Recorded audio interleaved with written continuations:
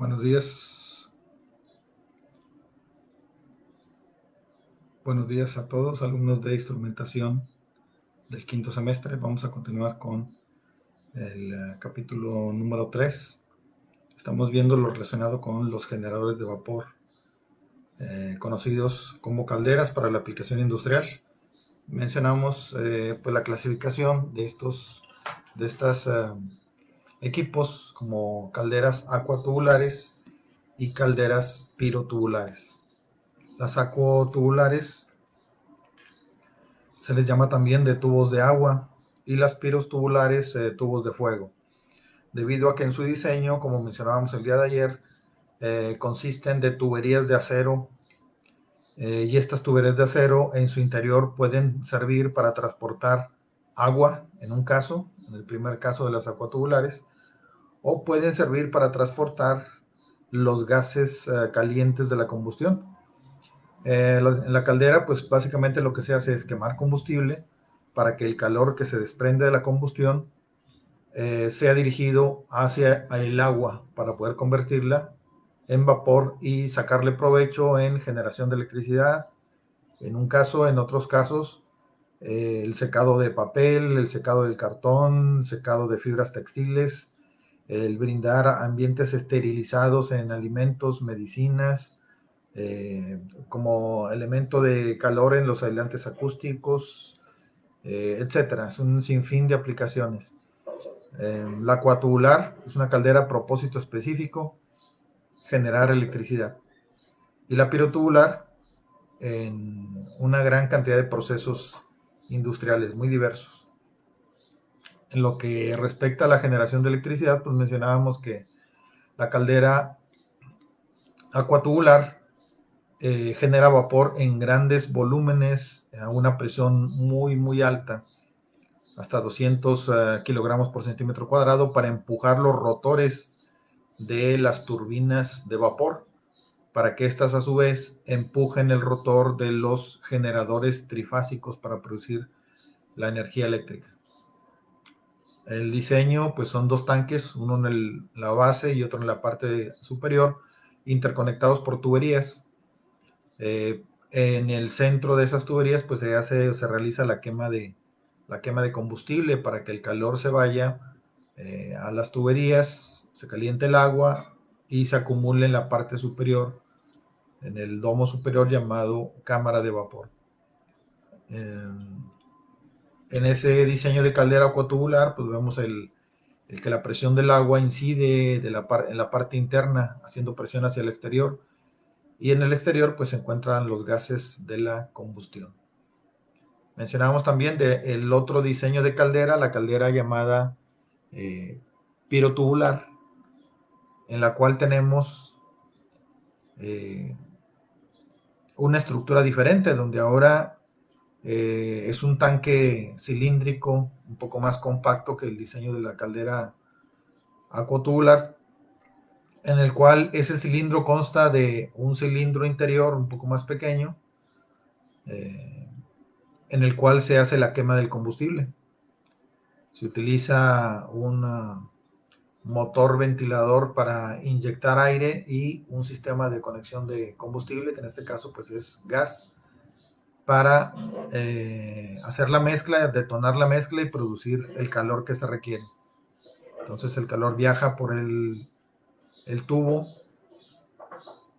va hasta la parte posterior, choca con la tapa y luego de que choca con la tapa regresa por un sistema de tuberías que están por fuera de ese primer cilindro. Regresa y los gases calientes vuelven a chocar con la tapa, ahora del lado contrario, y con una mampara deflectora pues los hacen incidir sobre otra red de tuberías hasta dirigirse en sentido contrario hasta encontrar la chimenea. Ese es parte del diseño. También mencionábamos ayer de que en esta caldera tenemos un sistema de control de la combustión donde van todos los aditamentos asociados, indicadores de presión, indicadores de nivel, indicadores de temperatura y una pieza clave que es el cerebro de la ignición, el llamado Protector Relay o el módulo llamado Protector Relay, el cual tiene la función del arranque de la caldera y protegerla contra la falla de flama. Cuando hay una situación en la que no hay flama piloto, bueno, el sistema lo detecta y genera señales de alarma, una alarma audible para poder detectar que el quemador no ha encendido. Indicadores de presión, controles de presión, manómetros, presostatos, la válvula de servicio de gas, de vapor, válvulas de seguridad o de alivio redundantes, doble válvula para tener mayor protección, doble válvula de seguridad. La estructura de las tapas pues debe llevar a cemento refractario para evitar la fuga de calor, que la mayor cantidad de calor se vaya al agua, que está el agua en este caso sumergiendo toda la red de tuberías, ¿sí? Desde la última red que está en la parte alta hasta donde está el tiro forzado, el hogar. Todo el sistema está ahogado en agua. Entonces eso certifica o garantiza que el calor se vaya a donde se requiere, que es el agua, para convertirla en vapor. Válvulas de purga que también mencionábamos en la clase pasada, columnas de nivel de llenado de la caldera para saber cuál es la capacidad de almacenamiento que tiene el equipo. Se acostumbra a usar símbolos abreviados para representar la caldera de este tipo, al igual que en la caldera acuatubular. En la pilotubular un diagrama simplificado como el que vemos aquí, donde pues en el círculo de en medio del centro vemos lo que es el tubo del hogar donde se hace la quema del combustible.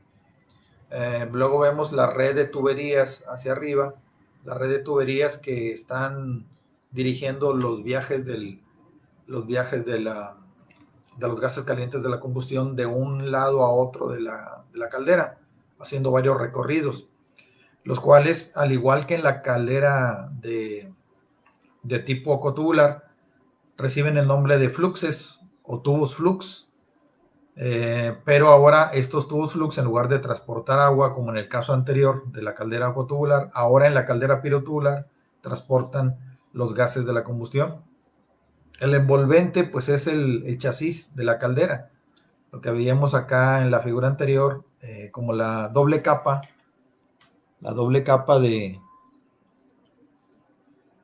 de acero, ¿sí? Esta doble capa de acero que vemos aquí, doble capa de acero, y en medio un aislante térmico, fibra de vidrio típicamente.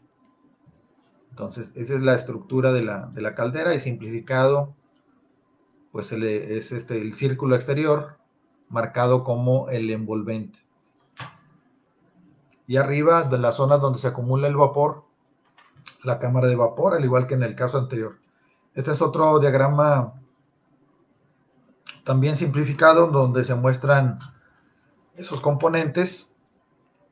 Este es el diagrama, digamos, más usual, más típico, porque representa también el hogar, o sea, la zona donde se quema el combustible. Entonces, una manera más completa de ver este diagrama es el diagrama representativo de la caldera de tubos de fuego. Igual vemos, pues, arriba la cámara donde se acumula el vapor, la cámara de vapor, los tubos de flux, y pues la indicación de que por el centro van los gases de la combustión y por fuera van el agua tratada. Estas calderas, en la parte más alta donde ya no hay tuberías, debido a que las tuberías sirven como anclas o como maneas para las tapas, para darle firmeza a la estructura, hacia arriba donde ya no hay tubería, está débil el tanque o el cilindro por efecto del calor que va a generarse dentro. Entonces, en el diseño lleva unos tirantes o soportes que ayudan a mantener la firmeza cilíndrica en la parte superior y que no se doble hacia abajo la caldera. Aquí vamos a verlo en este acercamiento de esta figura. donde vemos ahí esas piezas, ¿verdad? Esas piezas que son unos tirantes metálicos que sirven para reforzar la parte alta donde ya no hay tuberías, porque las mismas tuberías por donde pasa los tubos de humo, el calor de la combustión, esas tuberías eh, sirven de soporte, le dan firmeza a la estructura, pero en la parte alta ya no hay tuberías, solamente hay agua y vapor. Y esa zona pues está débil y necesita soporte a través de de estos, de estas escuadras, ¿verdad? De estas pequeños estos soportes o brazos metálicos que vemos aquí, que van de la tapa hacia la parte alta del tanque. El diagrama de cómo se distribuye la presión en una caldera de tubos de fuego. Los gases que están pasando por dentro de la tubería generan presión en el interior de los tubos al estar confinados en un espacio reducido. Y por fuera, el peso de la presión de la columna de agua, pues también genera una presión hidrostática hacia afuera. Entonces, en esta caldera, la pared de los tubos está sometido a una doble presión, la presión interna de los gases calientes de la combustión y la presión externa de lo que son el agua, ¿verdad? Entonces es el doble esfuerzo mecánico que recibe, a diferencia de lo que veíamos en la representación para la caldera de diseño acotubular, donde solamente es la presión del agua que va por dentro de los tubos. Acá es la presión de los gases confinados dentro de las tuberías y por fuera el peso del agua, haciendo la presión hidrostática, el efecto de presurizar también la tubería. Cuando se quema el combustible dentro de la caldera, los gases de la combustión van a ser desplazados hacia el exterior en diferentes medios, en diferentes formas. A la forma que se escoge o que los gases de la combustión hacen el recorrido en el interior de la caldera para finalmente llegar a la chimenea, se le llama o recibe el nombre de tiro. El tiro es la forma de que los gases calientes de la combustión recorren la caldera en el interior. Entonces, el tiro, dependiendo del tamaño de la caldera, pues va a ser diferente. Cuando son calderas pequeñas, como lo que mencionábamos en días pasados, el equivalente del boiler doméstico que tenemos en nuestras casas, que no es para producir vapor, pero sí para calentar agua, en ese tipo de caldera no tenemos un ventilador eléctrico que empuje o que saque los gases de la combustión del interior de la caldera, sino que simplemente por convección, que es la diferencia de temperaturas entre los gases calientes y el aire del medio ambiente que está un poco más frío, por esa diferencia de temperaturas los gases calientes flotan y se mueven hacia la parte superior donde está la chimenea. Entonces, cuando no se utiliza ningún medio auxiliar para hacer que los gases se muevan de donde está la quema del combustible del hogar hasta la chimenea, se le llama tiro natural. El tiro natural es por diferencia de temperaturas y típicamente en equipos pequeños. Entonces aquí vemos la representación abreviada de esto. Pero en algunas calderas se acostumbra a colocar un extractor, cuando son calderas ya un poco más grandes, se coloca un extractor para ayudar o inducir a que los gases de la combustión se dirijan hacia la chimenea. Cuando son calderas más grandes, donde al tener mayor trayectoria en los gases de la combustión por haber más tuberías, ocurre de que pues se van frenando los gases de la combustión, se van haciendo lentos en su traslado por convección y podrían quedarse atrapados en un momento dado dentro de la caldera. Entonces un ventilador funcionando en modo de extractor va a ayudar a jalar esos gases y empujarlos hacia donde esté la chimenea. En este caso, a ese tipo de diseño donde va colocado un extractor en la zona de la chimenea, se le llama tiro inducido. Entonces el tiro inducido es un extractor colocado en la chimenea. Este extractor pues tiene el inconveniente que va a estar trabajando en la zona de calor, en la zona caliente, en la zona de alta temperatura, donde van incidiendo los gases de la combustión.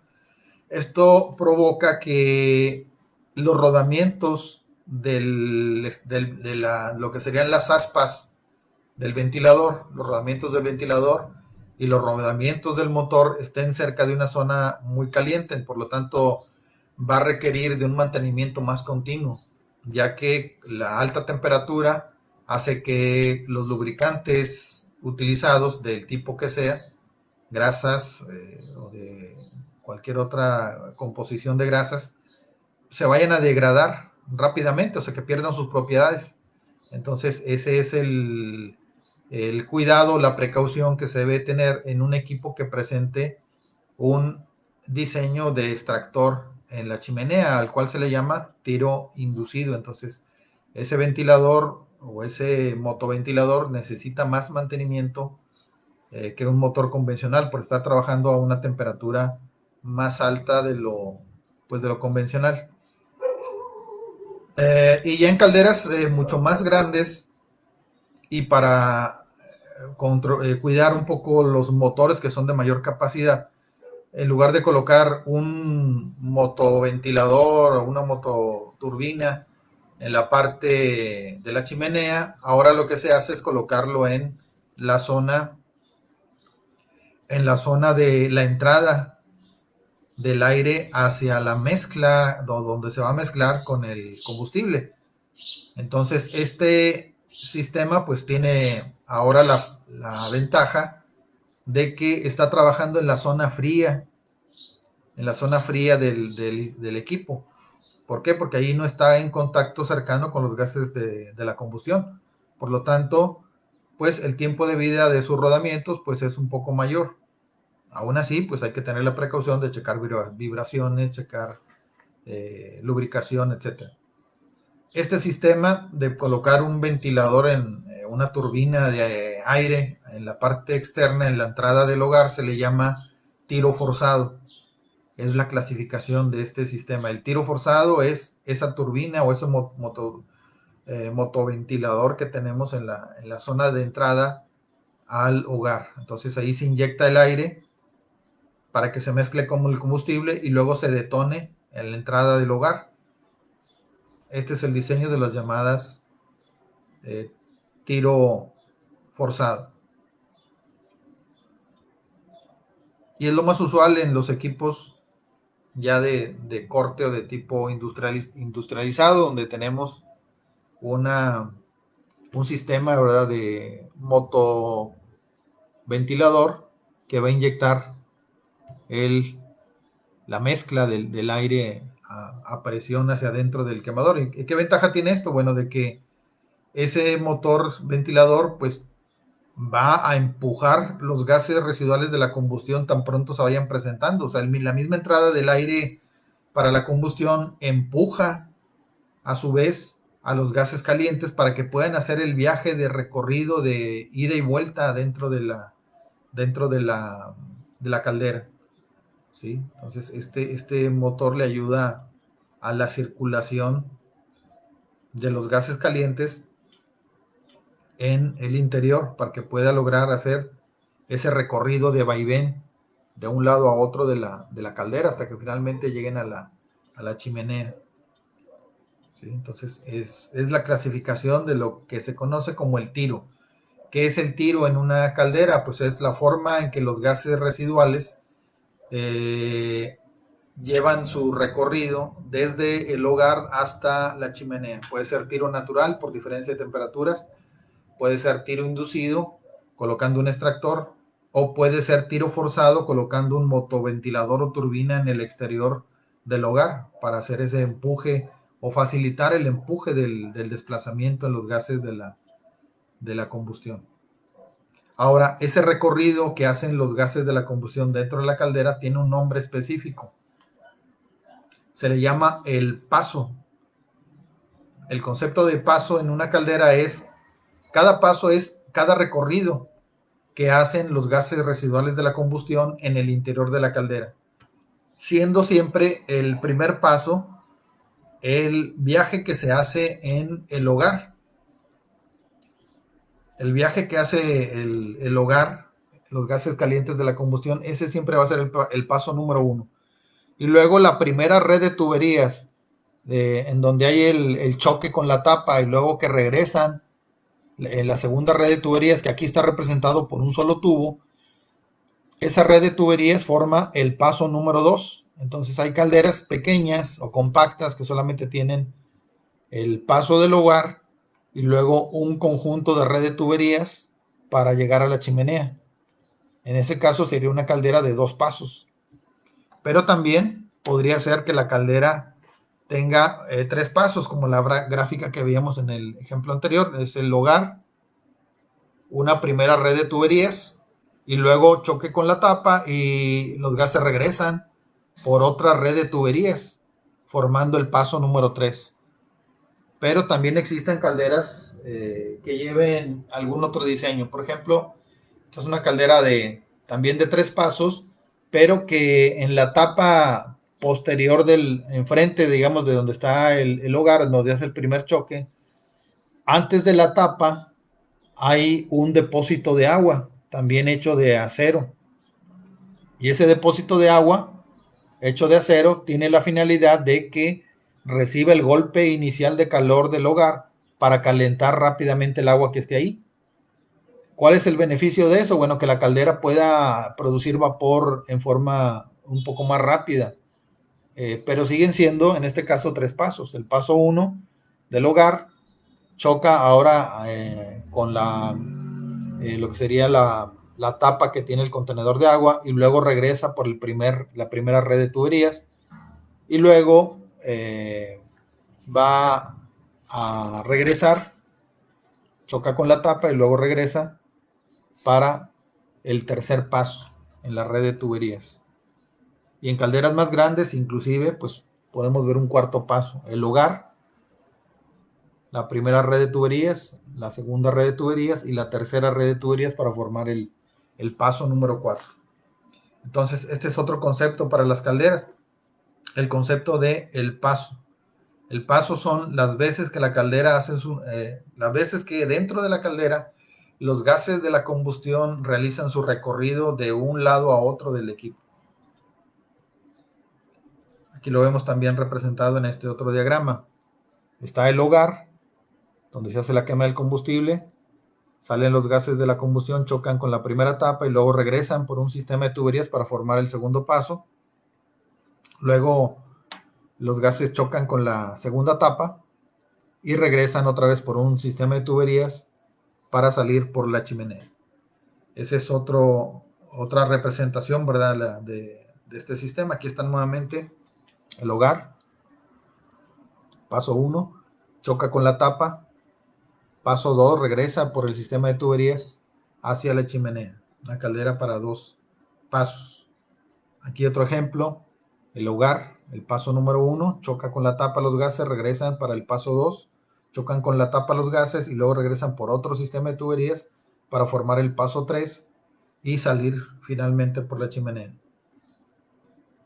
Entonces, asunto importante aquí, que las tapas llevan ese material de cemento refractario para evitar que el calor se escape, ¿verdad?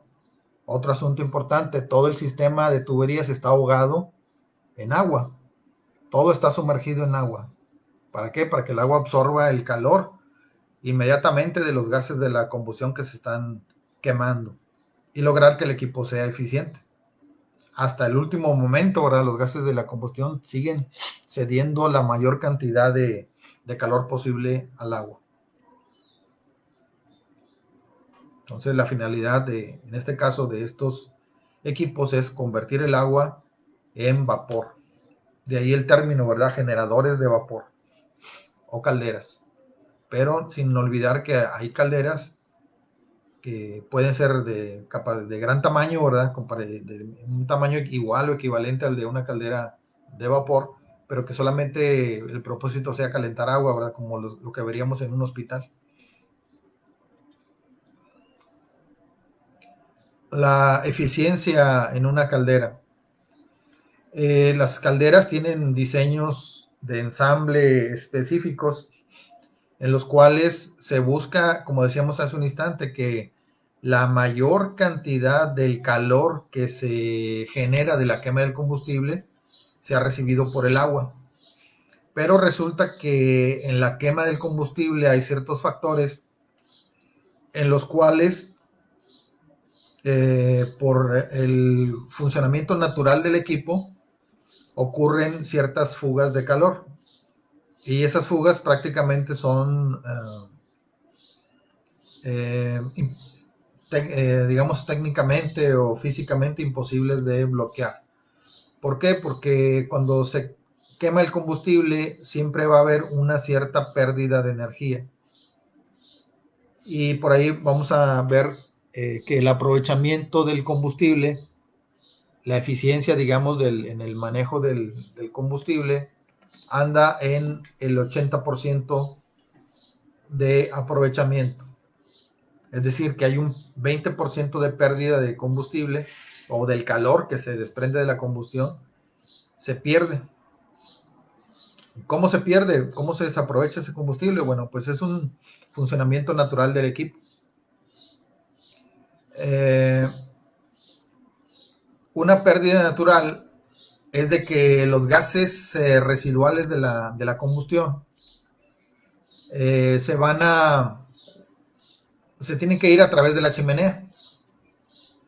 Entonces, a pesar de que ya hicieron su recorrido los gases de la combustión por toda la caldera varias veces, finalmente esos gases se tienen que ir al exterior, al medio ambiente, ya que esos gases siguen siendo, a pesar de que ya hicieron combustión, siguen siendo altamente explosivos. Entonces no se les puede frenar o acumular para tratar de que le sigan cediendo calor al agua, porque estaría corriéndose el riesgo de generar una explosión. Entonces estos gases tienen forzosamente que ser desalojados ya cuando hicieron todo el recorrido dentro de la caldera. Y es algo natural de funcionamiento del equipo. O sea que ese calor que se va con los gases de la combustión, luego de que ya hicieron su función dentro de la caldera de ceder el calor, la mayor cantidad de calor posible al agua, ya hicieron su tarea, digamos, siguen teniendo energía calorífica, pero esa energía calorífica tiene que irse al exterior. Si se mantiene acumulado, esos gases residuales pueden en un momento dado generar un riesgo de explosión o básicamente una explosión. Entonces tienen que desalojarse forzosamente. Ahora, otras pérdidas. Está el fenómeno de la radiación. ¿Qué es la radiación? La radiación es el calor que emite un cuerpo a través del espacio. Aunque la caldera tenga aislante térmico de fibra de vidrio en su chasis y tenga también cemento refractario en sus tapas, estos aislamientos no son perfectos. Sigue habiendo fuga de calor. Entonces tú cuando estás parado cerca de una caldera puedes estar a una distancia, digamos, de algunos 5 metros de distancia de una caldera y vas a sentir la radiación del calor. Tal cual como cuando pasas enfrente de un automóvil que está encendido o que ha estado encendido durante un cierto tiempo, te acercas a 1 metro de distancia y sientes el calor del automóvil sin tocarlo. Igual pasa en una caldera. Puedes estar a 5 metros de distancia de la caldera y sientes la radiación del calor. Entonces, ese fenómeno se va a manifestar en la caldera porque no existe todavía el aislante térmico perfecto para contener el calor.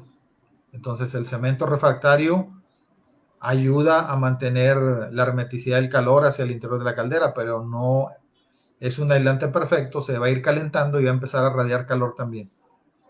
En la zona de las tapas, igual pasa en el envolvente, donde tenemos una doble placa de acero con el interior entre las placas lleno de fibra de vidrio para funcionar como aislante térmico. Ese aislante térmico no es perfecto y el calor también sale hacia el exterior, calor por radiación. Y otro efecto posterior es el de la convección. La caldera también, mediante la convección, va a ir perdiendo calor.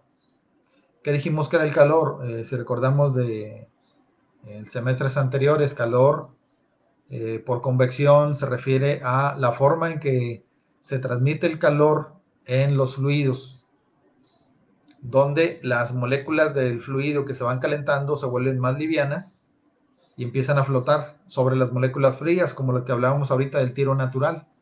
Cuando quemas combustible, de manera natural, los gases calientes de la combustión son más livianos que el aire que está alrededor. Y al ser más livianos empiezan a flotar. Lo mismo pasa con el aire que está afuera de la caldera. El aire que está afuera de la caldera, esas moléculas de aire con la radiación se van a calentar. Y al calentarse van a flotar y se van a ir hacia la parte superior. Pero el espacio que dejan no queda en vacío, sino que moléculas frías por su propio peso bajan y hacen contacto nuevamente con la estructura o el chasis de la caldera. Y esas moléculas también se calientan y flotan de nuevo. Y así sucesivamente se va formando un fenómeno de convección que se va llevando el calor radiante. O sea que no hay un freno para el calor radiante. Si el aire fuera aislante, perfecto, pues hasta ahí quedaría, hasta la radiación. Pero no, el aire se lleva el calor de radiación por convección. Entonces, pero eso es ese es un funcionamiento natural del equipo. Así funciona, así digamos que son más que todo las leyes de la naturaleza las que están ahí en juego.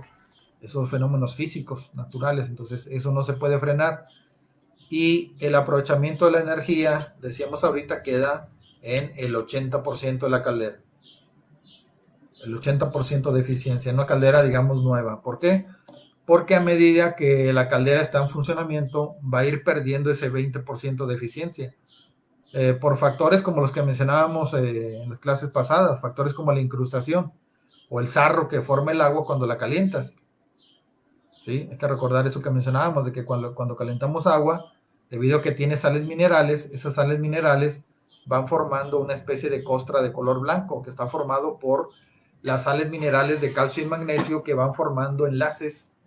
¿Sí? Cuando se calientan, cuando están en el estado, digamos, a temperatura ambiente, esas moléculas o esas sales minerales son solubles, pero cuando se calienta el agua, las moléculas van formando pequeños enlaces y otro enlace y otro enlace hasta que se vuelven visibles, hasta que la podemos ver en el agua que calentamos.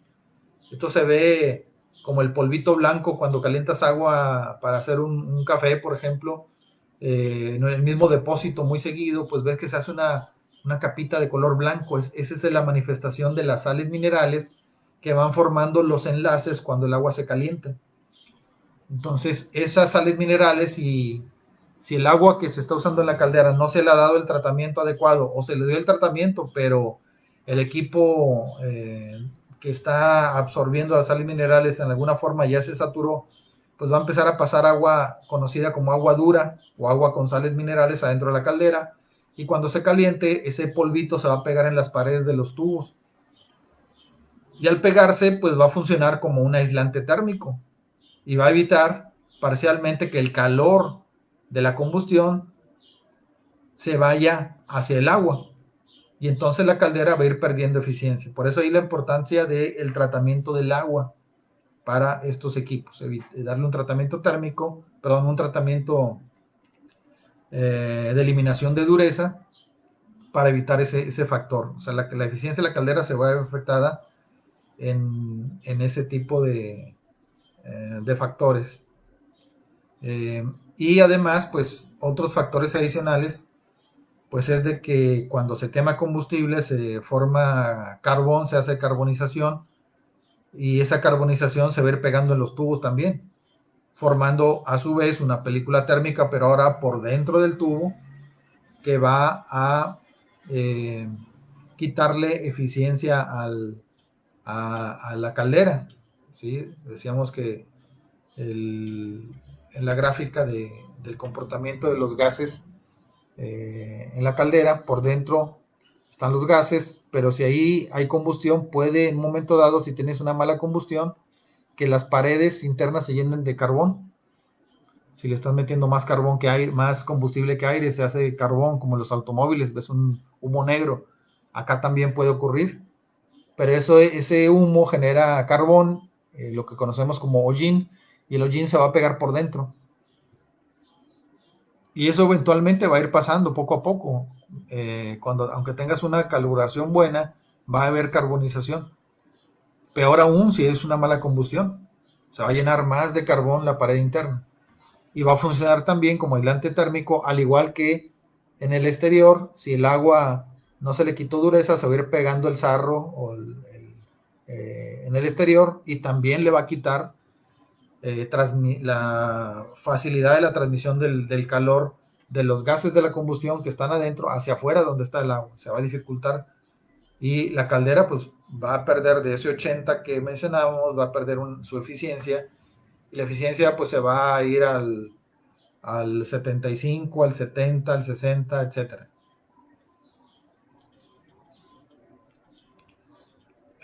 Por eso ahí la importancia de que la caldera siempre se esté monitoreando.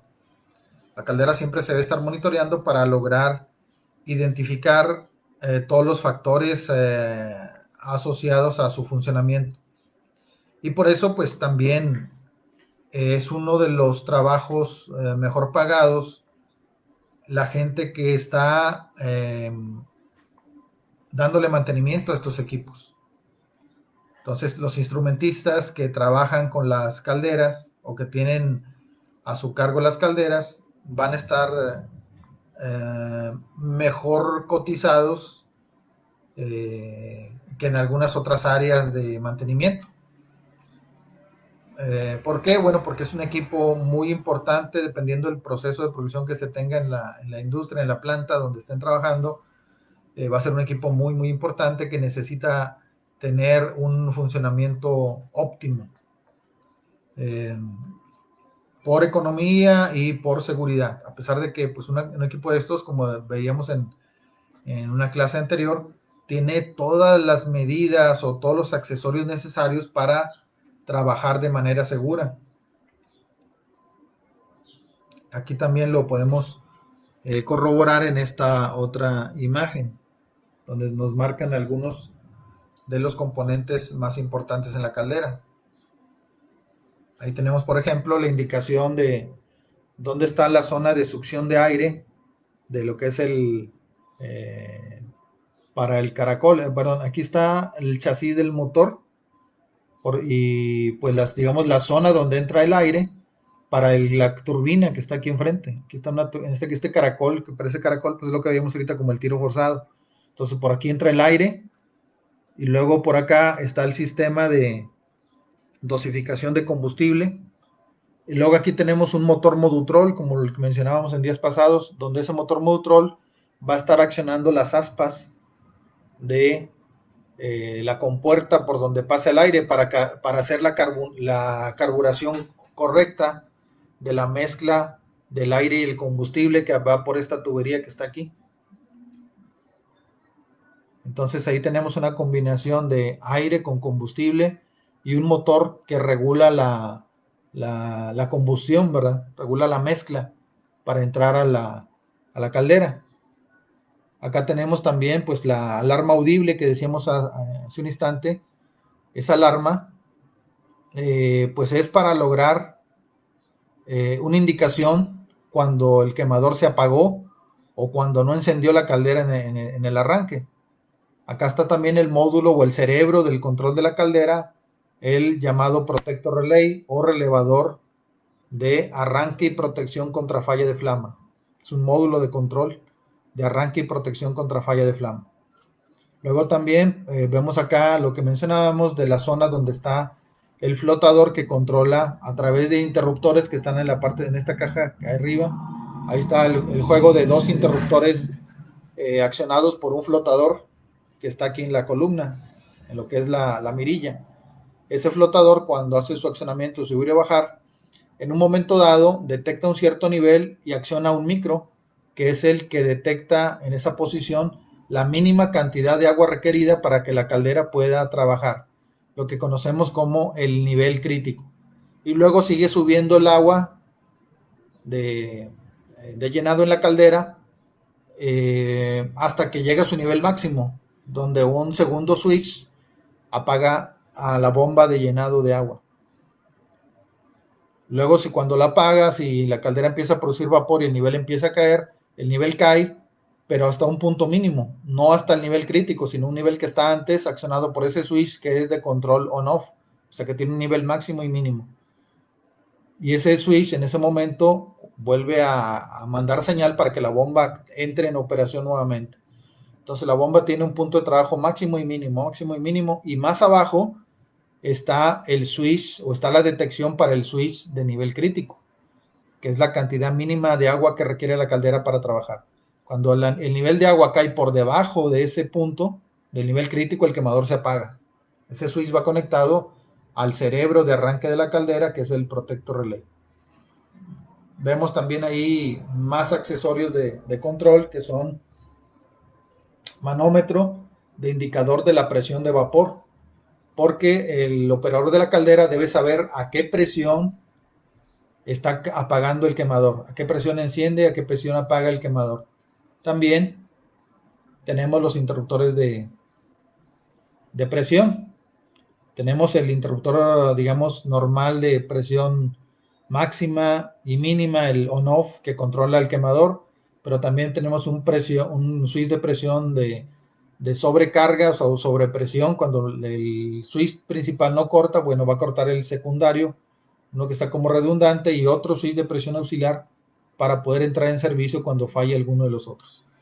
¿Y cómo se da cuenta el operador? Bueno, porque el operador debe dar una bitácora vigilando siempre el manómetro de presión, detectando las presiones a las que arranca y apaga el quemador. Como habíamos dicho por ahí, estos switches de presión tienen una pequeña diferencia entre ellos para saber cuándo el principal de trabajo ya empezó a fallar, cuando ya no corta al momento que debe cortar. Bueno, corta el redundante, el que está al lado de él, que detecta una presión un poquito arriba de la que está trabajando el equipo. Entonces, al llegar a cierta presión de vapor, debe cortar, apagar el quemador. Pero si no corta, para eso está el siguiente switch, para lograr cortar un poquito después. Pero ya cuando está trabajando, quiere decir que hay que revisar o cambiar o calibrar el anterior, el principal. ¿Cómo damos cuenta? Viendo el manómetro, llevando la bitácora. Entonces, y esos equipos de seguridad o esa redundancia en los controles ayuda a que tenga más seguridad la caldera al momento de estar operando. Hablábamos ahorita de lo que es la medición de nivel. Bueno, también tenemos un electrodo que va dentro del tanque, que va conectado a la bobina de un contactor para cerrar circuito a través de la conductividad del agua. A través de la conductividad del agua, una varilla, un electrodo, conectan hacia la bobina de un contactor y cierran un contacto, habiendo agua. Y ese contacto cerrado va en serie también con el interruptor de nivel crítico y va conectado hacia el protector relay. Y está como redundante también. Es decir, si por alguna razón el switch de nivel crítico no cortó, cuando el electrodo de la varilla deje de hacer contacto con el agua, se va a apagar la bobina del contactor, se va a abrir el contacto que está como detección de nivel y se va a apagar el quemador también. O sea, si falla el flotador de nivel crítico, acá está redundante una varilla que detecta el nivel del agua hacia el interior con un electrodo. Si falta agua, se apaga el contactor, se abre el contacto cerrado que está en serie con el sistema de switch de nivel crítico hacia lo que es el protector relay, y el quemador se apaga. Entonces la caldera tiene una gran cantidad de medidas de protección y seguridad. Al igual mencionábamos también pues lo que es la válvula de seguridad o válvula de alivio para liberar el exceso de presión o la sobrepresión cuando por alguna razón fallen los interruptores de presión y que la caldera siga y siga y siga y siga generando vapor. Se va a abrir la válvula de seguridad y va a descargar el exceso de presión. Y luego acá en la base de la chimenea pues también tenemos un manómetro, perdón, un termómetro que está leyendo la temperatura a la que se van los gases residuales de la combustión. También este termómetro es muy importante. ¿Por qué? Pues porque se necesita saber a qué temperatura se van los gases residuales de la combustión. Hay una indicación de los fabricantes de calderas donde te dice, bueno, si los gases residuales de la combustión rebasan cierto límite, quiere decir que tu caldera ya está incrustada. Hay que darle mantenimiento, hay que parar el equipo al llegar a cierto margen, cierto nivel. Quiere decir que una de dos, quiere decir que se manejó demasiada agua sin tratar y se llenó de sarro las tuberías, o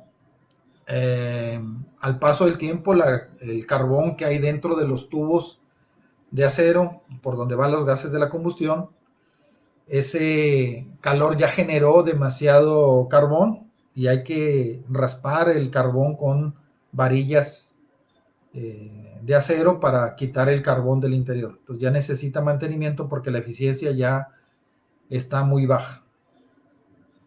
Entonces, una caldera, un generador de vapor tiene todas las medidas necesarias para operar de la mejor manera, con la mayor seguridad, y es uno de los trabajos mejor pagados en la industria que maneja este tipo de equipos. Bien, hasta aquí dejaremos por el día de hoy los avances para este capítulo número 3 y estoy en contacto con ustedes para el examen del día de hoy. Entonces nos vemos más tarde o nos ponemos en contacto más tarde.